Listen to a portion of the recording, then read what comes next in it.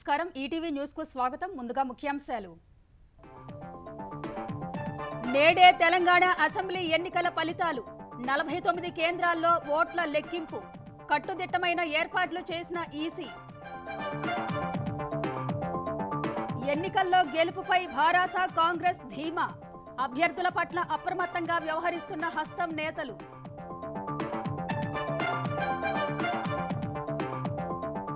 మధ్యప్రదేశ్, రాజస్థాన్, ఛత్తీస్గఢ్లో నేడే ఓట్ల లెక్కింపు. ఎగ్జిట్ పోల్ సర్వేల నేపథ్యంలో ఫలితాలపై ఉత్కంఠ.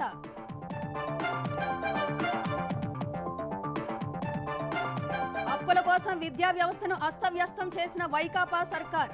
ప్రపంచ బ్యాంకు షరతులతో భారీగా టీచర్ పోస్టుల రద్దు. పాఠశాలల మూసివేత. ఏపీలో ఓటర్ల జాబితాలో చిత్ర విచిత్రాలు. ఒకే ఇంటి నెంబర్పై వందలాది ఓట్లు. లిస్టుల్లో కొనసాగుతున్న చనిపోయిన వారి పేర్లు. నేడు తుపానుగా బలపడనున్న తీవ్ర వాయుగుండం. ఆంధ్రప్రదేశ్లో పలు జిల్లాలకు భారీ వర్ష సూచన. అప్రమత్తమైన యంత్రాంగం.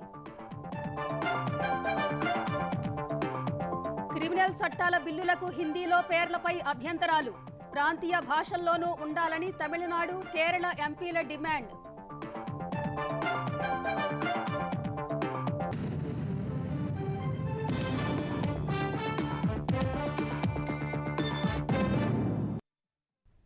తెలంగాణ అసెంబ్లీ ఎన్నికల ఫలితాలపై ఉత్కంఠ నేడు వీడిపోనుంది.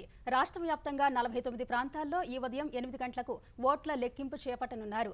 మొదట పోస్టల్ బ్యాలెట్లతో ప్రారంభించి అరగంట తర్వాత ఈవీఎంలలోని ఓట్ల లెక్కింపు చేపడతారు. గరిష్టంగా జూబ్లీహిల్స్లో 26 రౌండ్లలో లెక్కింపు జరగనుండగా భద్రాచలంలో 13 రౌండ్లలోనే పూర్తవుతుంది. ఉదయం 10:30 ప్రాంతంలో మొదటి ఆధిక్యం తెలిసే అవకాశాలు కనిపిస్తున్నాయి. తెలంగాణ శాసనసభ ఎన్నికల ఓట్ల లెక్కింపునకు రంగం సిద్ధమైంది. ఉదయం 8 గంటల నుంచి రాష్ట్ర వ్యాప్తంగా ఓట్ల లెక్కింపు ప్రారంభం కానుంది. 119 నియోజకవర్గాలకు సంబంధించి రాష్ట్ర వ్యాప్తంగా 49 ప్రాంతాల్లో లెక్కింపు కేంద్రాలు ఏర్పాటు చేశారు. హైదరాబాద్ జిల్లాలో 14, రంగారెడ్డి జిల్లాలో 4, మిగిలిన జిల్లాల్లో 1 చొప్పున లెక్కింపు కేంద్రాలు ఉన్నాయి. ఓట్ల లెక్కింపు కోసం 119 నియోజకవర్గాల్లో మొత్తం 1798 టేబుళ్లు ఏర్పాటు చేశారు. 6 నియోజకవర్గాల్లో 500కు పైగా పోలింగ్ కేంద్రాలు ఉండడం వల్ల అక్కడ లెక్కింపు కోసం 28 చొప్పున టేబుళ్లు ఏర్పాటు చేశారు. గరిష్టంగా మేడ్చల్, కుత్బుల్లాపూర్, ఎల్బీనగర్, మహేశ్వరం, రాజేంద్రనగర్, శేరలింగంపల్లి నియోజకవర్గాల్లో లెక్కింపు కోసం 28 చొప్పున టేబుళ్లు ఏర్పాటు చేశారు. మల్కాజ్గిరి, కూకట్పల్లి, ఉప్పల్ నియోజకవర్గాల్లో 20 చొప్పున టేబుళ్లు ఉంటాయి. నారాయణఖేడ్, ఆందోల్, జహీరాబాద్, పటాన్చెరు, హుజూర్నగర్, తుంగతుర్తి నియోజకవర్గాల్లో 18 చొప్పున టేబుళ్లలో లెక్కింపు జరుగుతుంది. కరీంనగర్, సంగారెడ్డి, కోదాడ, ఖమ్మం నియోజకవర్గాల్లో 16 చొప్పున, షాద్నగర్లో 12 టేబుళ్లలో లెక్కింపు జరగనుంది. మిగిలిన నియోజకవర్గాల్లో 14 చొప్పున టేబుళ్లలో లెక్కింపు చేపడతారు. అత్యధికంగా జూబ్లీహిల్స్ నియోజకవర్గంలో 26 రౌండ్లలో లెక్కింపు చేపట్టనుండగా అత్యల్పంగా భద్రాచలంలో 13 రౌండ్లలో లెక్కింపు జరుగుతుంది. మొదట ఉదయం 8 గంటలకు పోస్టల్ బ్యాలెట్లతో ఓట్ల లెక్కింపు ప్రారంభిస్తారు. అరగంట తర్వాత ఈవీఎంలలో ఓట్ల లెక్కింపు ప్రారంభమవుతుంది. పోస్టల్ బ్యాలెట్ ఓట్లు ఎక్కువగా ఉంటే పోస్టల్ బ్యాలెట్, ఈవీఎంలలో ఓట్ల లెక్కింపు సమాంతరంగా కొనసాగుతుంది. ఒకవేళ చివరి రౌండ్లోపు పోస్టల్ బ్యాలెట్ల లెక్కింపు పూర్తి కాకపోతే పూర్తయిన తర్వాతే చివరి రౌండ్ లెక్కింపు ప్రారంభిస్తారు. ప్రతి రౌండ్ లెక్కింపు తర్వాత ఏజెంట్ల సంతకాలు తీసుకుని కౌంటింగ్ అబ్జర్వర్ ఫలితాన్ని పరిశీలించాల్సి ఉంది. ఆ రౌండ్లో ఉన్న 2 ఈవీఎంలలోని ఫలితాలను ర్యాండమ్గా అబ్జర్వర్ పరిశీలిస్తారు. తర్వాత సంబంధిత రౌండ్ ఫలితాలను వెల్లడిస్తారు. మొత్తం లెక్కింపు పూర్తయ్యాక 5 వీవీప్యాట్ యంత్రాల్లోని స్లిప్పులను ర్యాండమ్గా లెక్కిస్తారు. ఆ తర్వాతే ఫలితాన్ని ప్రకటిస్తారు. తక్కువ రౌండ్లు, తక్కువ మంది అభ్యర్థులు ఉన్న నియోజకవర్గాల్లో ఉదయం 10:30 ప్రాంతంలో మొదటి ఆధిక్యం తెలిసే అవకాశం ఉందని అంచనా వేస్తున్నారు. తెలంగాణ ఎన్నికల ఫలితాలపై భారాస పూర్తి ధీమాతో ఉంది. ఎగ్జిట్ పోల్స్ ఫలితాలు తల్లకిందులవుతాయన్న విశ్వాసంతో గులాబీ పార్టీ కనిపిస్తోంది. తెలంగాణను వరుసగా 3వసారి పాలించేది భారాసనేనని ఆ పార్టీ అధినేత నుంచి అభ్యర్థుల వరకు ఆశాభావం వ్యక్తం చేస్తున్నారు. ఎగ్జిట్ పోల్స్ చూసి గాబరా పడొద్దని, వాస్తవ ఫలితాలు అనుకూలంగా ఉంటాయని నేతలకు కేసీఆర్, కేటీఆర్ చెబుతున్నారు. పోలింగ్ పై వివిధ ఏజెన్సీలతో నివేదికలు తెప్పించుకుని విశ్లేషిస్తున్న కేసీఆర్ ప్రగతి భవన్లో కేటీఆర్, హరీష్ రావు, ఇతర ముఖ్య నేతలతో సమాలోచనలు జరుపుతున్నారు. మరోవైపు కేసీఆర్ తన తన సన్నిహితులు సిద్ధాంతులతో ప్రమాణ స్వీకారంపై చర్చించారు. సచివాలయం ఆవరణలో ప్రమాణ స్వీకారం చేసి అసైన్డ్ భూములకు హక్కులపై తొలి సంతకం చేయనున్నట్లు సన్నిహితులతో కేసీఆర్ పేర్కొన్నట్టు సమాచారం. 70 సీట్లకు తక్కువ రావంటూ కేటీఆర్ ధీమా వ్యక్తం చేశారు. ప్రగతి భవన్ కు తాజాగా రంగులు వేస్తున్నారని, అది కేసీఆర్ ఆత్మవిశ్వాసమంటూ భారాస నేత క్రిసాంక్ ఫోటోను ట్వీట్ చేశారు. తెలంగాణ భవన్లో సంబురాలకు ఏర్పాట్లు చేస్తున్నట్లు పార్టీ వర్గాలు చెబుతున్నాయి. నియోజకవర్గాల్లో అభ్యర్థులు కూడా కేసీఆర్ మూడోసారి ముఖ్యమంత్రి కావడం ఖాయమంటూ ధీమా వ్యక్తం చేస్తున్నారు. ఇదే సమయంలో ఓట్ల లెక్కింపు పూర్తయ్యే వరకు అప్రమత్తంగా ఉండాలని అభ్యర్థులకు, నేతలకు, ఏజెంట్లకు భారాస నాయకత్వం దిశానిర్దేశం చేసింది. తెలంగాణ అసెంబ్లీ ఎన్నికల ఓట్ల లెక్కింపుపై కాంగ్రెస్ అధిష్టానం ప్రత్యేక దృష్టి సారించింది.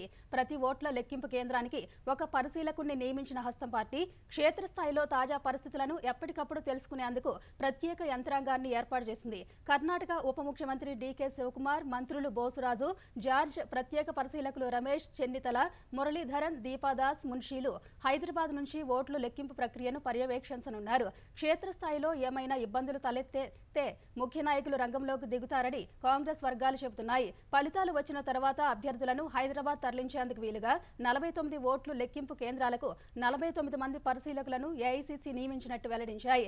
అభ్యర్థులు ఆర్ఓ నుంచి ధృవీకరణ పత్రం అందుకోగానే పరిశీలకులు వారిని హైదరాబాద్కు తరలిస్తారని పేర్కొన్నాయి. హైదరాబాద్ నుంచి ఎమ్మెల్యేలను తరలించాల్సి వస్తే ఎక్కడికి తీసుకెళ్లాలి, ఎలా తరలించాలనే అంశాలను కూడా అప్పటికప్పుడు అధిష్టానం నుంచి వచ్చే సూచనల ఆధారంగా ముందుకెళతామని టీపీసీసీ వర్గాలు చెబుతున్నాయి. రంగారెడ్డి జిల్లా ఇబ్రహీంపట్నం ఆర్డీఓ కార్యాలయంలో పోస్టల్ బ్యాలెట్లు ఉన్న డబ్బాలకు సీలు లేకపోవడం వివాదానికి దారితీసింది. కాంగ్రెస్, స్వతంత్ర అభ్యర్థుల ఏజెంట్లు పెద్ద ఎత్తున ఆర్డీఓ కార్యాలయానికి చేరుకుని అర్ధరాత్రి నిరసన చేపట్టారు. ఆర్డీఓ అనంతరెడ్డి ఉద్దేశపూర్వకంగానే పోస్టల్ బ్యాలెట్లు ఉన్న డబ్బాల సీలు తొలగించారని ఆందోళనకు దిగారు. ఒక దశలో ఆర్డీఓ అనంతరెడ్డిపై దాడికి యత్నించగా పోలీసులు వారిని అడ్డుకున్నారు. ఓట్ల లెక్కింపు ప్రక్రియకు పాసులు కావాలని కాంగ్రెస్ కార్యకర్తలు ఆర్డీఓ కార్యాలయానికి రాగా పోస్టల్ బ్యాలెట్ బాక్సులను సీలు లేకపోవడాన్ని గమనించి ఆందోళనకు దిగారు. పోస్టల్ బ్యాలెట్ బాక్సులకు సీలు లేకపోవడంపై అనుమానాలు ఉన్నాయన్న మల్రెడ్డి రామరెడ్డి స్పష్టత ఇస్తేనే ఓట్ల లెక్కింపు ప్రక్రియకు సహకరిస్తామని తెలిపారు. తర్వాత ఆర్డీఓ కార్యాలయానికి వచ్చిన రంగారెడ్డి జిల్లా కలెక్టర్ భారతి హోళీకేరి ఘటనపై అధికారులను అడిగి తెలుసుకున్నారు. కాంగ్రెస్ అభ్యర్థి మల్రెడ్డి రంగారెడ్డి సోదరుడు రామరెడ్డి ఇచ్చిన ఫిర్యాదు తీసుకున్నారు. దర్యాప్తు జరిపి బాధ్యులపై చర్యలు తీసుకుంటామని హామీ ఇచ్చారు. పోస్టల్ బ్యాలెట్కి సంబంధించిన ప్రతి ఒక్క అకౌంట్ ఉంటుంది కాబట్టి అది టాలీ చేస్తామని వాళ్ళకి చెప్పడం జరిగింది. మిగిలింది కూడా అవన్నీ కూడా ఎంక్వైరీ చేసేసి ఏం జరిగింది అని తెలుసుకున్న తర్వాత దానికి తగిన చర్యల్ని తీసుకుంటామని వాళ్ళకి కూడా చెప్పడం జరిగింది. పోస్టల్ బ్యాలెట్కి డిఫరెంట్ ప్రొసీజర్ ఉంది ఈసారి. ఒకటి హోమ్ ఓటింగ్ అని ఉంది, అబ్సెంటీ ఓటర్స్కి ఇంటింటికి వెళ్ళి తీసుకున్నాము. అలాగే విఎఫ్సి అనేది 2 రకాలుగా ఉన్నాయి, పోలీస్కి చేసింది, అలాగే ట్రైనింగ్ టైంలో కూడా ఇవన్నీ కూడా పెట్టడం జరిగింది. దీన్ని కూడా పోస్టల్ బ్యాలెట్కి సంబంధించిన వాళ్ళ డౌట్స్ అన్ని కూడా క్లారిఫై చేస్తాం. మా ఏజెంట్స్ సంతకాలతోటి సీల్ చేయడం జరిగింది. ఇప్పటిదాకా కూడా ఎక్కడున్నాయో కూడా ఇంకా చెప్పలేదు. పోస్టల్ బ్యాలెట్స్ క్లియర్ గా రిటర్నింగ్ ఆఫీసర్ గారు తప్పు జరిగిందని ఒప్పుకున్నారు. ఇంకొక 3-4 ఇష్యూస్ మీద మా డౌట్స్ రేజ్ చేసినాం, రైటింగ్ లో కంప్లైంట్ ఇచ్చినాం. కౌంట్ జరిగే లోపల అదంతా లెక్క అప్పజెప్పాల్సిన బాధ్యత ఇక్కడున్న ఆర్ఓ గారిది, డిఓ గారిది అని ఈ సందర్భంగా నేను మనవి చేస్తున్నాను. ఉదయం కౌంటింగ్ లోపల అవన్నీ క్లారిఫై చేసినాకనే కౌంటింగ్ స్టార్ట్ చేస్తామని చెప్తున్నారు. అది సరి అయిన రీతిలో మమ్మల్ని సాటిస్ఫై చేస్తే తప్ప కౌంటింగ్ కు మేము ఒప్పుకునేది లేదు. కాంగ్రెస్ నాయకులపై దాడులకు పాల్పడుతున్న మంత్రి శ్రీనివాస్ గౌడ్ అనుచరులపై కేసు నమోదు చేయాలని డిమాండ్ చేస్తూ మహబూబ్ నగర్ లో కాంగ్రెస్ నేతలు ఆందోళన చేపట్టారు. మంత్రి సోదరుడు మాజీ పీఆర్టీయూ అధ్యక్షుడు వెంకటరెడ్డిపై అకారణంగా దాడి చేశారంటూ రూరల్ పోలీస్ స్టేషన్ ముందు బైఠాయించి నిరసన చేపట్టారు. ఫలితంగా హైదరాబాద్ రాయచూరు ప్రధాన రహదారిపై కిలోమీటర్ల మేర వాహనాలు నిలిచాయి. పోలింగ్ పూర్తయినప్పటి నుంచి వరుసగా కాంగ్రెస్ నాయకులపై దాడులకు పాల్పడుతున్నారని మండిపడ్డారు. తమపై దాడులపై జరుగుతున్న పోలీసులు స్పందించడం లేదని, కేసులు నమోదు చేసే వరకు ఆందోళన విరమించేది లేదని కాంగ్రెస్ పార్టీ అధికార ప్రతినిధి హర్షవర్ధన్ రెడ్డి ఇతర నేతలు బైఠాయించారు. దీంతో అదనపు ఎస్పీ అక్కడికి చేరుకుని బాధ్యులైన వారిపై కేసులు నమోదు చేస్తామని హామీ ఇవ్వగా ఆందోళన విరమించారు.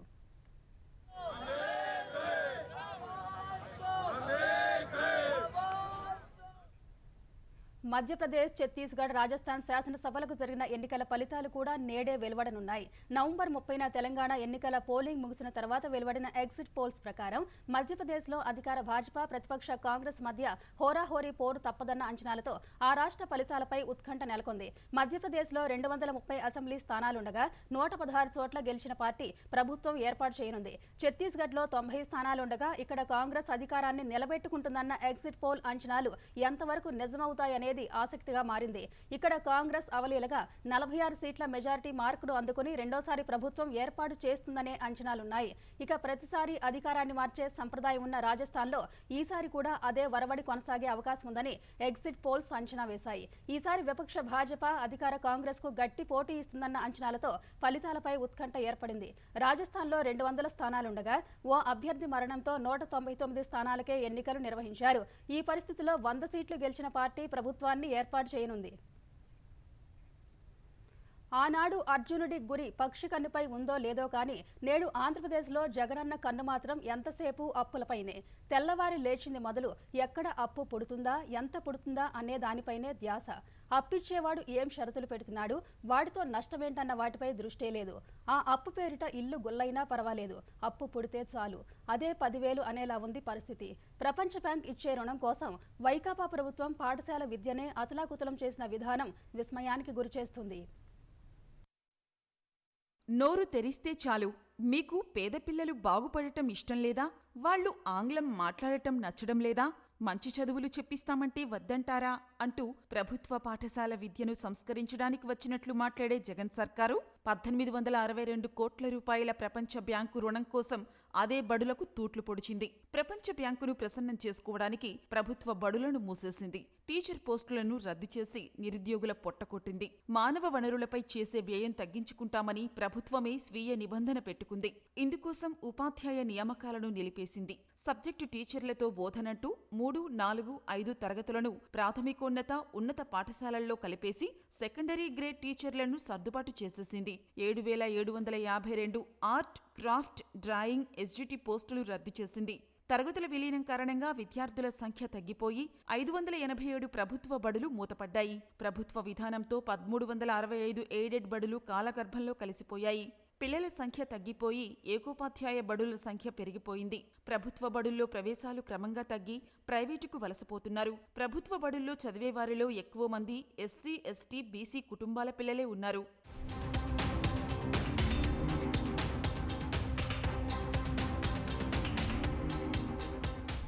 ఏపీలో ఘన చరిత్ర కలిగిన ఎయిడెడ్ విద్యా సంస్థను వైకాపా ప్రభుత్వం నాశనం చేసింది. వాటిని మూసేసేలా కక్ష కట్టినట్లు వ్యవహరించింది. ఎయిడెడ్ విద్యా సంస్థలను ఆస్తులతో సహా అప్పగిస్తే ప్రభుత్వమే నిర్వహిస్తుందని, లేదంటే ఎయిడెడ్ సిబ్బందిని ప్రభుత్వానికి అప్పగించి ప్రైవేటుగా నిర్వహించుకోవాలని ఆదేశాలు జారీ చేసింది. దీనికి విద్యార్థులు, తల్లిదండ్రుల నుంచి వ్యతిరేకత రావడంతో వెనక్కి తగ్గినా అప్పటికే జరగాల్సిన నష్టం జరిగిపోయింది. ఉపాధ్యాయ నియామకాలు లేకపోవడం, ఎయిడెడ్పై ప్రభుత్వ నిర్ణయాల కారణంగా పిల్లల సంఖ్య తగ్గిపోయి చాలా బడులు మూతపడ్డాయి. ఇటీవల ఎయిడెడ్ యాజమాన్యాలు న్యాయస్థానాన్ని ఆశ్రయించగా కొన్నింటి నియామకాలకు ప్రభుత్వం అనుమతులిచ్చినా పెద్దగా ప్రయోజనం లేకుండా పోయింది. ఉపాధ్యాయుల సంఖ్యను తగ్గించుకునేందుకు ప్రభుత్వం పోస్టుల హేతుబద్ధీకరణ, తరగతుల విలీనం చేసింది. ఉన్నవారినే సర్దుబాటు చేసి కొత్త నియామకాలు లేకుండా చేసింది. విద్యార్థులతో పాటు అర్హత కలిగిన సెకండరీ గ్రేడ్ టీచర్లను ఆయా బడుల్లో సర్దుబాటు చేసేసింది. పోస్టులను తగ్గించుకునేందుకు 1 నుంచి 9 తరగతుల్లో తెలుగు మాధ్యమం విద్యార్థుల్ని కూడా ఆంగ్ల మాధ్యమంలో సర్దుబాటు చేసింది. 9, 10వ తరగతుల్లో సెక్షన్కు విద్యార్థుల సంఖ్యను 60కు పెంచింది. 6, 8 తరగతుల్లో సెక్షన్కు 52 మంది చొప్పున అమలు చేసింది. దీంతో ఉపాధ్యాయుల అవసరం తగ్గిపోయింది. 3 నుంచి 10 తరగతులు ఉండే హైస్కూల్లో 137 మందికి పైగా విద్యార్థులుంటేనే ప్రధానోపాధ్యాయుడు పీఈటీ పోస్టులు ఇచ్చింది. ఇలా అనేక చర్యలతో పోస్టులను మిగుల్చుకుంది. కరోనా సమయంలో ప్రైవేటు పాఠశాలల్లో ఫీజులు చెల్లించలేక చాలా మంది ప్రభుత్వ బడుల్లో చేరారు. దీంతో మా వల్లే విద్యార్థుల సంఖ్య పెరిగిందని సీఎం జగన్ గొప్పగా ప్రచారం చేశారు. ఇప్పుడు ప్రవేశాలు రివర్స్లో ఉన్నా నోరు మెదపడం లేదు.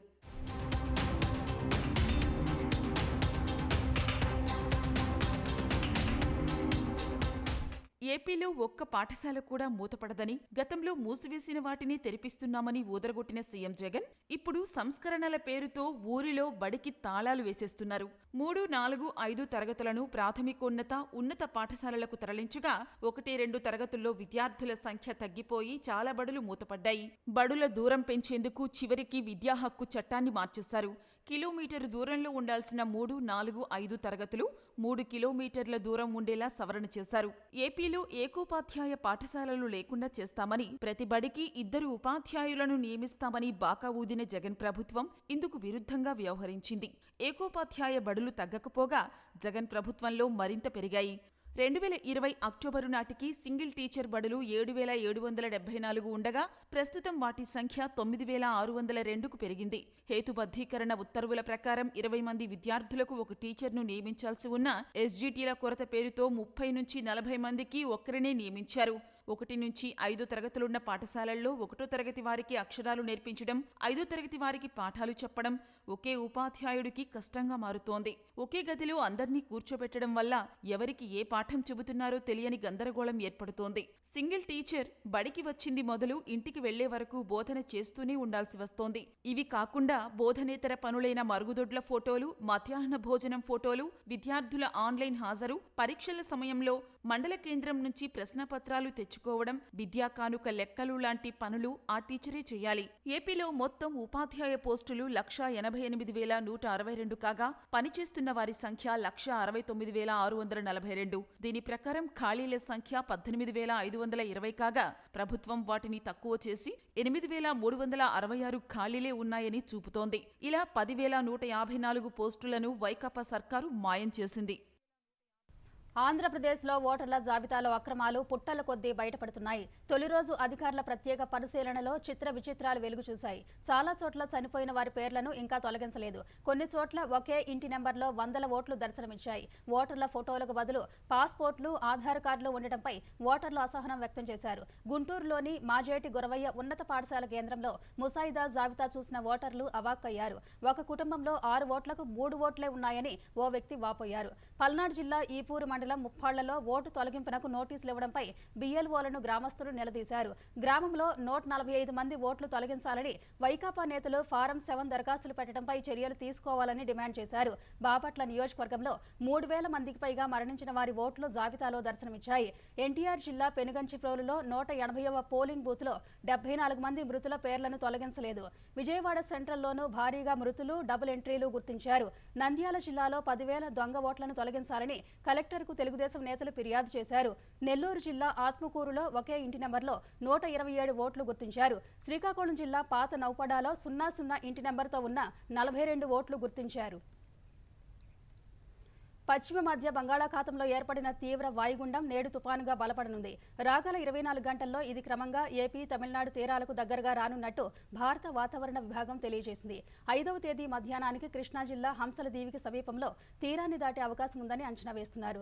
ప్రస్తుతం నెల్లూరుకు ఆగ్నేయంగా 520 కిలోమీటర్లు, బాపట్లకు దక్షిణ ఆగ్నేయంగా 620 కిలోమీటర్లు, మచిలీపట్నానికి దక్షిణ ఆగ్నేయంగా 620 కిలోమీటర్ల దూరంలో కేంద్రీకృతమై ఉన్నట్టు వాతావరణ శాఖ వెల్లడించింది. క్రమంగా ఇది వాయువ్య దిశగా కదులుతూ ఈ నెల 5వ తేదీ మధ్యాహ్నం మచిలీపట్నం, నెల్లూరు మధ్య తీరాన్ని దాటుతుందని స్పష్టం చేసింది. తుపాను ప్రభావంతో తీరం వెంబడి గంటకు 80 నుంచి 90 కిలోమీటర్ల వేగంతో ఈదురు గాలులు వీస్తాయని ఐఎండీ తెలిపింది.